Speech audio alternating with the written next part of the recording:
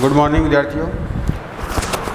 BSc first में algae चल रहा है और आज हम जानेंगे एल्गी में रिप्रोडक्शन के बारे में। रिप्रोडक्शन यानी जनन, शैवालों में जनन किस तरह से होता है उसके बारे में हम पढ़ने वाले हैं। तो देखिए, शैवालों में जनन जो है वो 3 प्रकार से होता है। 3 टाइप्स ऑफ रिप्रोडक्शन, 3 प्रकार से होता है। पहला तो है वेजिटेटिव, दूसरा है इसमें एसेक्सुअल रिप्रोडक्शन और तीसरा आता है इसमें सेक्सुअल रिप्रोडक्शन। ठीक है, 3 प्रकार से इसमें जनन होता है, वेजिटेटिव, एसेक्सुअल और सेक्सुअल रिप्रोडक्शन। देखिए, वेजिटेटिव जो है उसके अंदर जो थैलस है, थैलस से ही या उसके कायिक भागों से ही कुछ भाग अलग हो जाते हैं और अलग होकर वो एक नए थैलस का स्वरूप या रूप ले लेते हैं। उसको तो हम कायिक जनन कहेंगे, कायिक जनन यानी काया से जनन। दूसरा है एसेक्सुअल रिप्रोडक्शन, जिसके अंदर लैंगिक अंग नहीं होते हैं परंतु थैलस में ही कुछ ऐसी संरचनाएं या बीजाणुधानियाँ बनती हैं जो कि आगे नए थैलस का निर्माण करती हैं। ठीक है, ये सेक्सुअल रिप्रोडक्शन अलैंगिक जनन यानी बिना लैंगिक अंगों के होने वाला जनन, जिसमें कुछ बीजाणुओं का निर्माण होता है और उन बीजाणुओं के प्रकीर्णन और फिर उनके अंकुरण के बाद फिर आगे नई थैलस का निर्माण होगा। तीसरा जो है सेक्सुअल रिप्रोडक्शन, इसके अंदर क्या होता है कि लैंगिक अंगों का निर्माण होता है, जैसे युग्मक धानी और अंड धानी का निर्माण होगा और वहाँ फिर युग्मक और अंड बनेगा और फिर उन दोनों का बाद में प्रकीर्णन होगा और प्रकीर्णन से आगे फिर निषेचन की क्रिया द्वारा जाइगोट का निर्माण होगा और जाइगोट में फिर विभाजन से आगे नए थैलस का विकास होता है। तो इस तरह से सेक्सुअल रिप्रोडक्शन है उसके अंदर लैंगिक अंगों का निर्माण होगा। तो हम सब जो है एक एक करके जानेंगे। सबसे पहले हम बात करते हैं इसमें कायिक जनन की। जो कायिक जनन है, वेजिटेटिव रिप्रोडक्शन, इसको बताने से पहले मैं आपको बता देता हूँ कि देखिए कि एक इसमें वर्ग आता है जिसका नाम है साइनोफाइसी। एक वर्ग है जिसका नाम है साइनोफाइसी। जो साइनोफाइसी वर्ग है इसके अंदर सेक्सुअल रिप्रोडक्शन नहीं पाया जाता, ये रिप्रोडक्शन इसके अंदर नहीं पाया जाता है। ठीक है, क्योंकि साइनोफाइसी में जो शैवाल आते हैं उनको हम साइनोबैक्टीरिया भी कहते हैं। इसका मतलब ये है कि इनकी जो कोशिकीय संरचना है वो बैक्टीरिया जैसी होती है। तो इनके अंदर पैरा सेक्सुअलिटी यानी परालैंगिकता की खोज की गई है। हाल ही के वर्षों में इनके अंदर किसकी खोज की गई है? परालैंगिकता की खोज की गई है। देखिए, परालैंगिकता का मतलब ये है कि इनके अंदर आनुवंशिक पुनर्योजन तो पाया जाता है परंतु केंद्रक का संलयन और अर्धसूत्री विभाजन नहीं होता है। यानी पैरासेक्सुअलिटी का मतलब क्या है कि डीएनए रिकॉम्बिनेशन ये तो इसके अंदर होता है, डीएनए पुनर्योजन की क्रिया तो इसके अंदर होती है परंतु जो इसके अंदर देखें हम केंद्रक संलयन और दूसरा अर्धसूत्री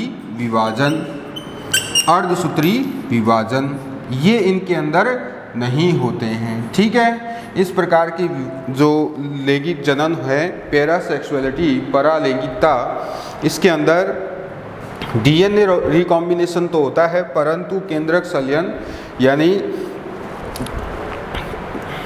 केंद्र आपस में नहीं जुड़ते और ना ही अर्धसूत्री विभाजन होता है, मियोसिस भी इनके अंदर नहीं होता है। तो साइनोफाइसी में क्या पाई जाती है? साइनोफाइसी में परालैंगिकता पाई जाती है क्योंकि ये जीवाणुओं में शामिल किए जाते हैं। एक तरह से इनका कोशिकीय स्वरूप कैसा होता है, जीवाणुओं की तरह होता है। आगे हम देखिए वेजिटेटिव रिप्रोडक्शन जानेंगे और उसको हम डिटेल में देखने वाले हैं। कायिक जनन कई प्रकार के होते हैं। पहला आता है इसके अंदर विखंडन, या हम इसे फ्रैगमेंटेशन भी कह सकते हैं। फ्रैगमेंटेशन का मतलब होता है खंडन, खंडन यानी विखंडन। तो फ्रैगमेंटेशन में क्या होता है कि जो कुछ शैवाल हैं, जैसे फिलामेंटस टाइप शैवाल हैं, ठीक है,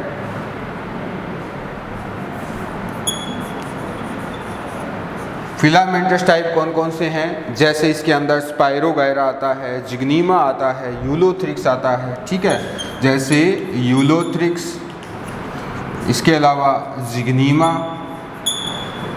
और स्पाइरोगायरा, ये तीनों कैसे हैं, ये फिलामेंटस टाइप यानी तंतुकीय शैवाल हैं।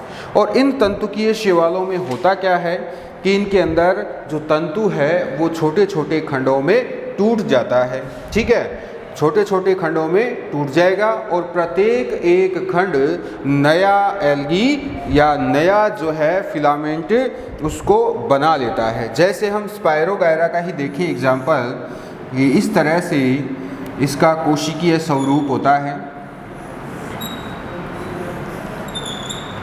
जो तंतु वाले शैवाल हैं, तो इसमें जैसे यहाँ से ये ब्रेक हो गया है, ठीक है, यहाँ से ये क्या हो गया है, ये ब्रेक हो गया और इसका एक खंड जो है इधर आ गया। अब यही आगे वृद्धि करके क्या बना लेता है, इसी तरह का एक नया तंतु बना लेता है।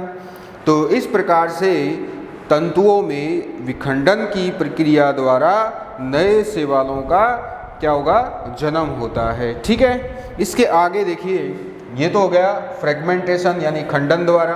अब खंडन की अगर बात की जाए तो ज़्यादातर ये कहाँ होता है, ज़्यादातर ये जो तंतुकीय शैवाल हैं वहाँ पर इस तरह से फ्रेगमेंटेशन प्रक्रिया द्वारा क्या पाया जाता है, कायिक जनन पाया जाता है, ठीक है।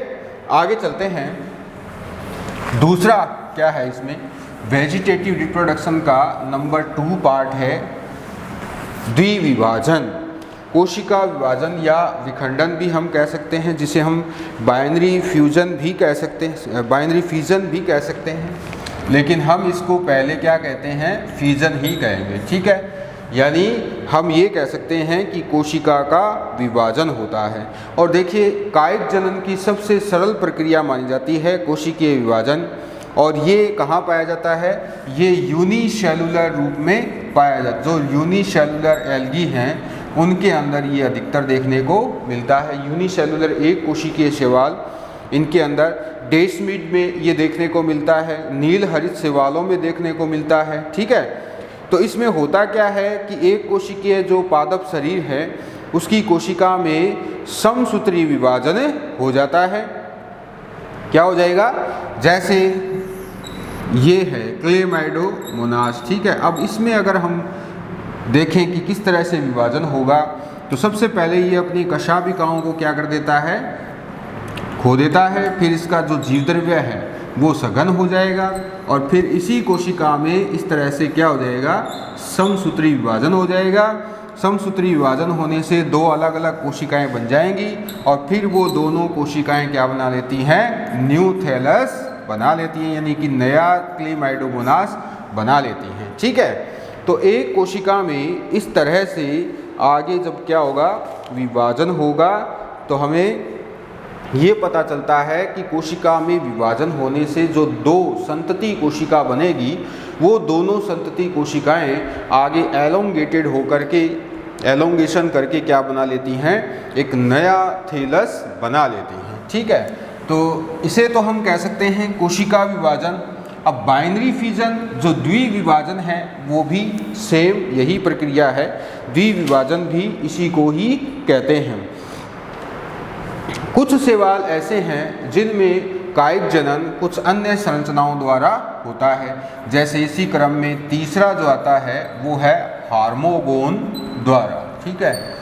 हार्मोगोन्स क्या है, हार्मोगोन्स जो हैं, देखिए हार्मोगोन ओसिलेटोरिया और नोस्टोक के तंतुओं में पाया जाता है, ठीक है। Nostoc and Oscillatoria. अब दोनों ही शैवाल कौन से वर्ग के हैं? ये दोनों ही शैवाल कौन से वर्ग के हैं? ये हैं साइनोफाइसी वर्ग के। ये दोनों शैवाल साइनोफाइसी वर्ग में आते हैं। ठीक है, देखिए इनमें होगा क्या कि इनके अंदर जो है तंतु के जो खंड बनेंगे,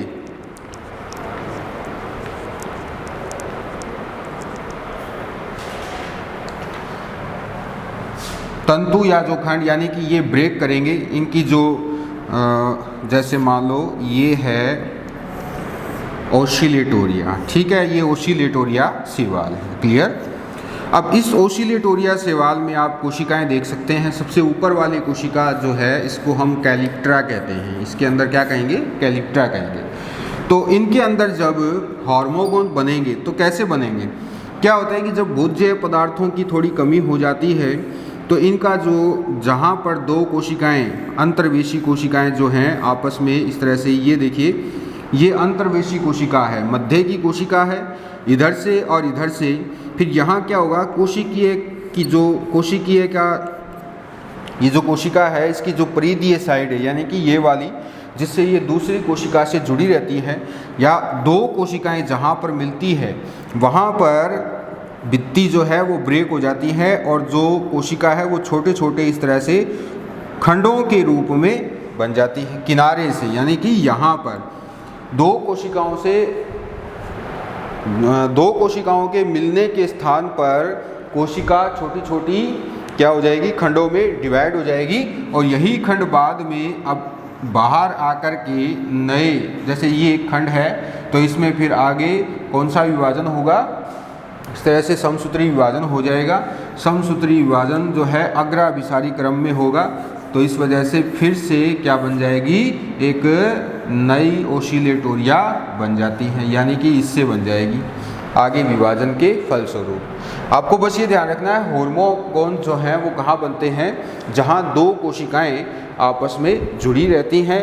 अंतर्वेशी कोशिकाओं के नष्ट होने से यहाँ पर ये कोशिका जो है ये नष्ट हो जाएगी। फिर ये क्या करती है, छोटे छोटे खंड बनाती है और छोटे छोटे खंड बनाने के बाद ये फिर इस तंतु से बाहर निकलकर फिर आगे वृद्धि कर नया एक तंतु बना लेती है। ठीक है, इसे हम कहते हैं हार्मोन। ये मोस्ट इम्पॉर्टेंट है, इसके एग्जाम्पल आपसे पूछे जा सकते हैं। ओसिलेटोरिया, नोस्टोक, एनाबीना यहाँ पर पाई जाती हैं। अगर नोस्टोक में देखेंगे हार्मोन कैसे बनेंगे, देखिए नोस्टोक में इस तरह से कुछ सामान्य कोशिकाओं के बाद फिर एक बड़ी कोशिका होती है जिसकी मोटी भित्ति होती है और इस तरह से दो इसमें पोलर साइड होती हैं, यानी जो इसके ध्रुवीय सिरे होते हैं। तो जहाँ पर सामान्य कोशिका इस हेटेरोसिस्ट कोशिका से मिलती है, यानी ये वाला जो कोशिका है इसको हम क्या कहेंगे, हेटेरोसिस्ट कहेंगे। तो यहाँ पर इस हेटेरोसिस्ट और इस सामान्य कोशिका, यहाँ पर जो दोनों कोशिकाएं मिल रही हैं वहाँ से ये सामान्य कोशिका धीरे धीरे क्या करती है, इस तरह से ब्रेक हो जाती है और फिर छोटे छोटे खंडों में टूट जाती हैं और ये खंड बाहर आकर के नया नोस्टोक तंतु आगे विभाजन प्रक्रिया द्वारा बना लेती है। ठीक है, ये नोस्टोक में होता है और जैसा नोस्टोक में होता है वैसा ही एनाबीना में होता है, तो क्योंकि दोनों की संरचना लगभग समान होती है।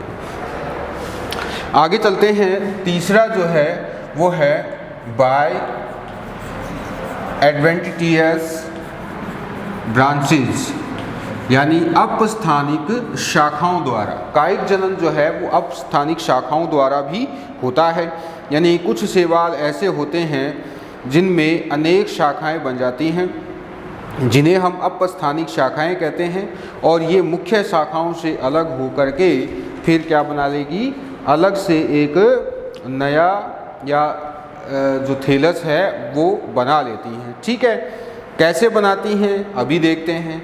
देखिए एक शैवाल है जैसे कि ये है, तो इसमें आप देखेंगे इस तरह से शाखाएं पाई जाती हैं। ये डिक्टियोटा है, डिक्टियोटा शैवाल है ये। ठीक है, इसमें इस तरह से शाखाएं होती हैं।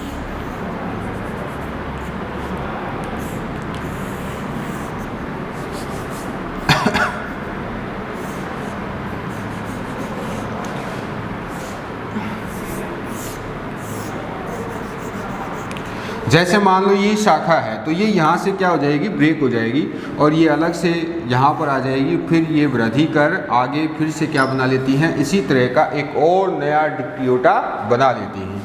ये होता है डिक्टियोटा में, ठीक है। डिक्टियोटा शैवाल जो है वो वृक्षाभ प्रवृत्ति का शैवाल होता है। वृक्ष जैसी संरचना इनके अंदर, इनके थैलस में पाई जाती है। इसी तरह से जो फ्यूकस है उसके अंदर भी इसी प्रकार का जनन, कायिक जनन देखने को मिलता है।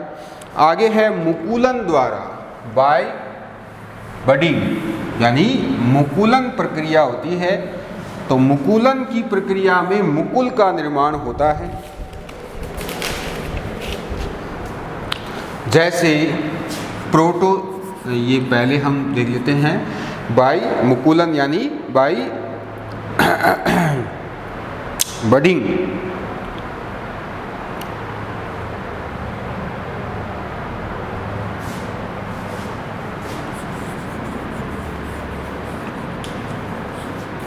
मुकुलन प्रक्रिया द्वारा, इसका एग्जाम्पल है प्रोटोसाइफोन, ठीक है। इसका एग्जाम्पल क्या है, प्रोटोसाइफोन होता है। तो अब हम देखें इसके एग्जाम्पल में कि प्रोटोसाइफोन में किस तरह से बडिंग प्रक्रिया होती है। तो हम देखेंगे, देखिए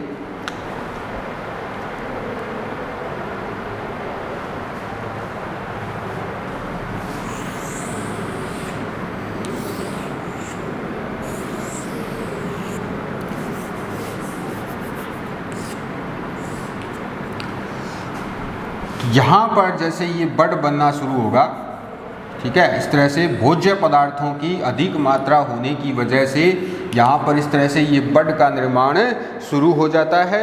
नीचे इसमें वेसिकल्स होती हैं, ये इसको हम क्या कहेंगे, ये वेसिकल हैं। तो इस वेसिकल पुट्टिका में इस तरह से ये निर्माण होना शुरू हो जाता है बड का। और जब ये पूरा बन जाता है तो फिर ये क्या करेगा, ये बाहर आ जाएगा, इससे अलग हो जाएगा या इससे झड़ जाएगा। और झड़ने के बाद फिर नया जो है प्रोटोसाइफोन का थैलस ये बना लेता है। आगे चलते हैं। ट्यूबर द्वारा, बाय ट्यूबर, कंद द्वारा। तो कंद किसमें बनते हैं, देखिए कंद जो है वो बनते हैं कुछ ऐसे शैवालों में जहाँ पर ये स्टार्च जो है उसको स्टोर कर लेते हैं। यानी जो मूलाभास हैं, जैसे हम बात कर लेते हैं कारा की, ठीक है। तो ये कारा का पादप है। नीचे आप देख सकते हैं कारा की राइजोइड्स हैं। तो इन राइजोइड्स को अगर मोटे रूप में हम बना के देखें तो इन राइजोइड्स पर इस तरह से स्टार्च जो है वो संचित होकर गोलाकार इस तरह से क्या बना लेती हैं, ट्यूबर बना लेती हैं, ठीक है। और फिर ये ट्यूबर जो है यहाँ पौधे से अलग होकर के फिर नया कारा का पादप बना लेती है। तो इस तरह से कारा में ट्यूबर द्वारा, कंद द्वारा कायिक जनन पाया जाता है। अब देखिए हम बात कर लेते हैं अलैंगिक जनन की। लैंगिक जनन हो गया, अब आगे देखेंगे हम अलैंगिक जनन कैसे होता है।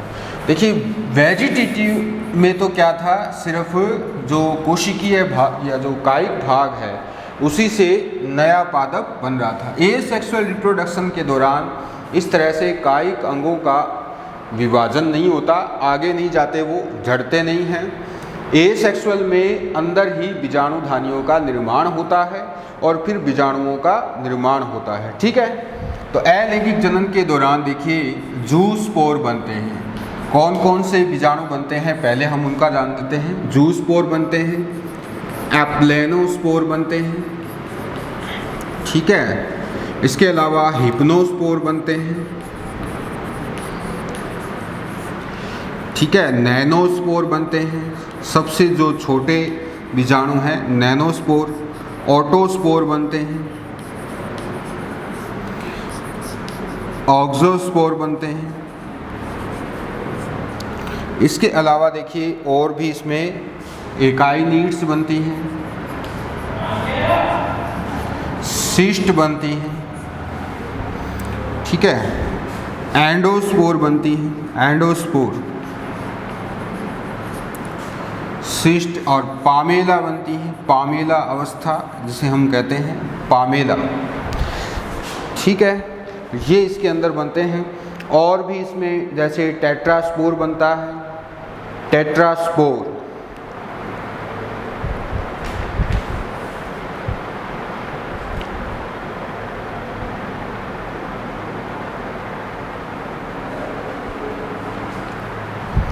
टेट्रास्पोर।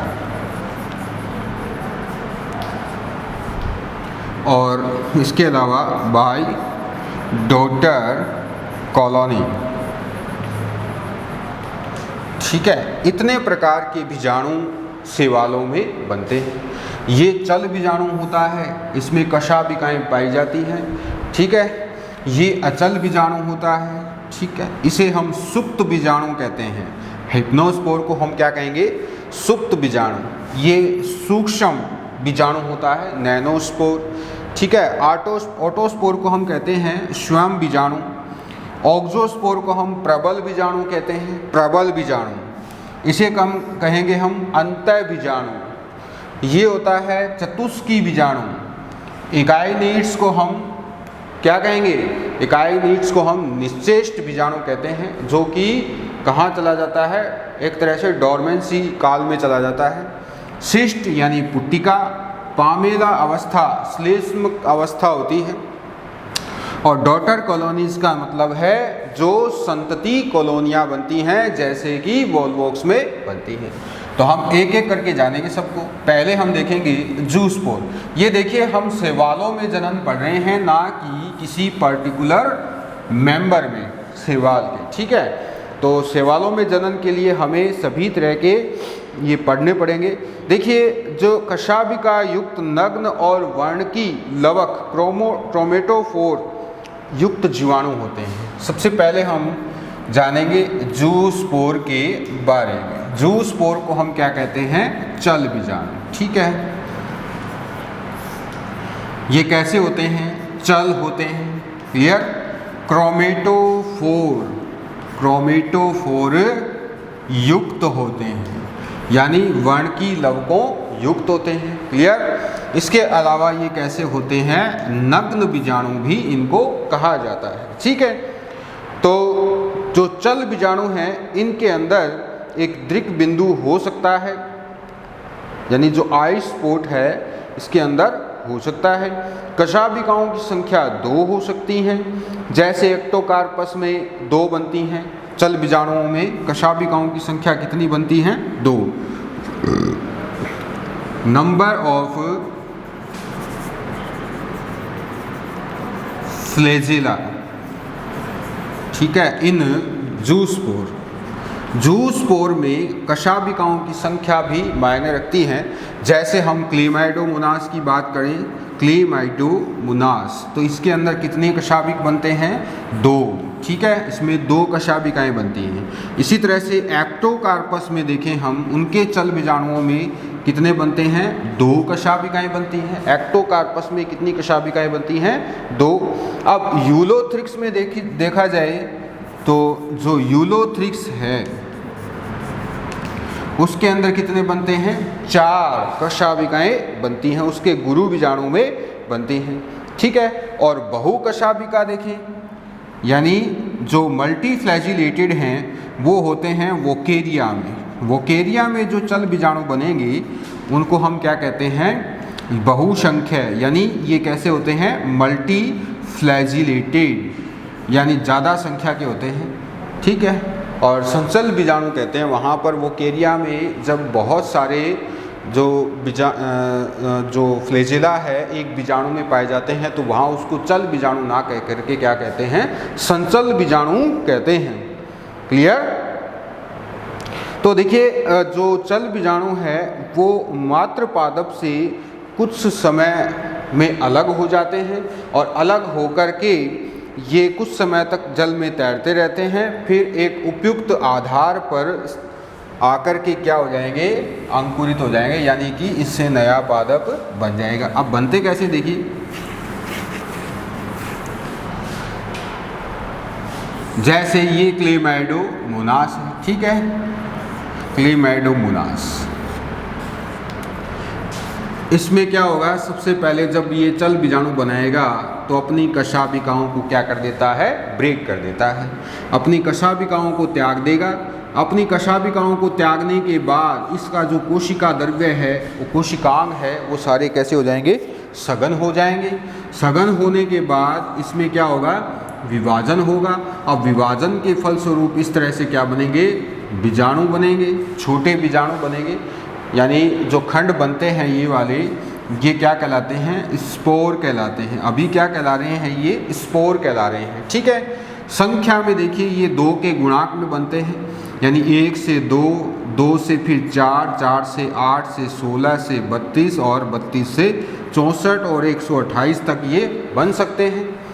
बनने के बाद क्या होगा, इसी बीजाणुधानी में, जो कि अब ये क्या है, ये यहाँ पर तो क्या कहला रही है, स्पोरेंजियम कहला रही है, यानी कि बीजाणुधानी कहला रही है। ठीक है, और यहाँ फिर क्या होगा, इससे जस्ट अगले ही स्टेप में इसके अंदर जो ये बीजाणु बने हैं छोटे छोटे खंडों के बाद, इनको हम क्या कह रहे हैं, बीजाणु कह रहे हैं। इन पर अब कशाभिकाओं का निर्माण शुरू हो जाता है। ठीक है, इस तरह से इन पर कशाभिकाएं बननी शुरू हो जाएंगी। अब इनको हम क्या कहेंगे, अब इनको हम जूस्पोर कहते हैं। ठीक है, अब इनको हम जूस्पोर कहते हैं। फिर क्या होगा, फिर ये यहाँ से इसकी भित्ति जो है वो बीजाणुधानी की भित्ति टूट जाएगी और ये बाहर आ जाएंगे, ये आ गए बाहर। अब इनमें क्या है, कशाभिकाएं हैं और फिर इनमें धीरे धीरे क्या होगा, बाकी के कोशिकांग भी बनने शुरू हो जाते हैं और इस तरह से ये नई जो क्लेमाइडोमोनास की कोशिका है उसमें कन्वर्ट हो जाते हैं। तो जो चल बीजाणु है, इस तरह से द्विकशाभिकीय चल बीजाणुओं का निर्माण होता है। देखिए इस तरह से बन रहा है।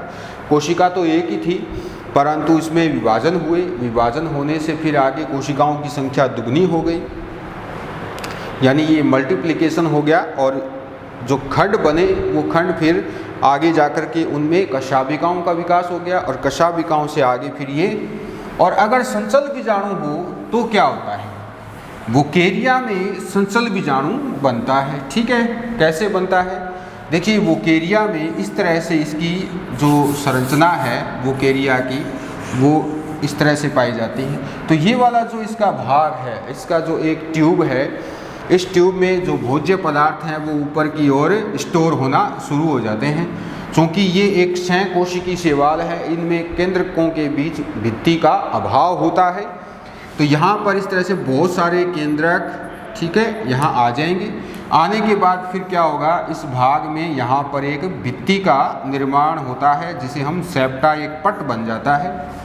ठीक है, पट बनने के बाद फिर क्या होगा, धीरे धीरे क्या होगा, ये ऊपर वाली जो भित्ति है इसकी ब्रेक हो जाती है सघनता की वजह से, और फिर एक ऊपर की ओर इस तरह से एक गोलाकार संरचना जो है वो इस तरह की बन जाती है।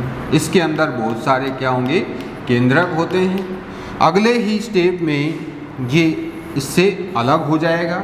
अब इसमें बहुत सारे केंद्रक हैं, आप देख सकते हैं इसके अंदर क्या है, बहुत सारे केंद्रक हैं और केंद्रकों से फिर आगे कशाभिकाओं का विकास हो जाता है। इस तरह से ये कशाभिकाएं बन जाती हैं, 2-2 कशाभिकाएं इनके अंदर बन जाएंगी। ठीक है, इस तरह से। अब ये क्या कहलाएगा, यहाँ पर तो ये स्पोर कहला रहे थे, परंतु यहाँ पर ये क्या कहलाएगा, यहाँ पर कहलाएगा ये संचल बीजाणु। क्या कहलाएगा, सीनोस्पोर कहते हैं इसको, सीनोस्पोर। ठीक है, यानी संचल बीजाणु भी कहते हैं। फिर ये आगे अंकुरित होकर के ठीक इसी तरह का बना लेगा, क्योंकि इसको भी क्या ज़रूरत है, बहुत सारे केंद्रकों की ज़रूरत पड़ेगी। तो इसके अंदर केंद्रक जो है वो साइटोप्लाज्म में बिखरे हुए रहते हैं, परंतु उनके बीच सेप्टा या पट का अभाव होता है, अर्थात इस प्रकार की एल्गी में कोशिकीय स्वरूप नहीं पाया जाता है। संपूर्ण पादप जो है वो एक कोशिका के रूप में ही होता है। तो इस प्रकार से हमने जल बीजाणुओं के बारे में जाना है। अगली क्लास में हम अचल बीजाणुओं के बारे में जानेंगे और इसको एसेक्सुअल रिप्रोडक्शन को अगली क्लास में हम ख़त्म कर देंगे। आज के लिए बस इतना ही। Thank you.